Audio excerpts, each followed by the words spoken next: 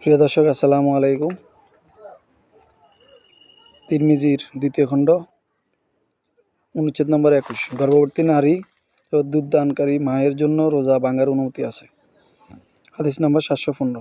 আব্দুল্লাহ ইবনে কাব গোত্রের আনাস ইবনে মালিক রাদিয়াল্লাহু তাআলা আনহু হইতে বর্ণিত আছে, তিনি বলেন, আমাদের উপর রাসূল সাল্লাল্লাহু আলাইহি ওয়াসাল্লামের অশ্বারোহী বাহিনী হঠাৎ আক্রমণ করল।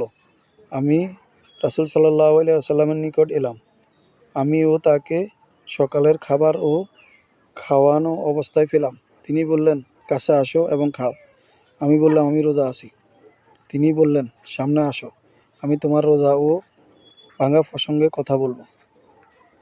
আল্লাহ তাআলা ও মুফাসসির লোকের রোজা এবং অর্ধেক নামাজ ও কমিয়ে দিয়েছেন, আর গর্ভবতী দানকারিণী মহিলাদের রোজা ও মাফ করিয়া দিয়েছেন।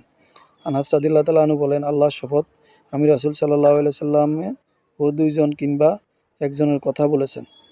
আমার আফসোস এই যে রাসূল সাল্লাল্লাহু আলাইহি ওয়াসাল্লামের সাথে আমিও খাবার খাইনি। হাদিসটি হাসান সহিহ। ইবনে মাজাতে 1667 নম্বরে হাদিসটি রয়েছে।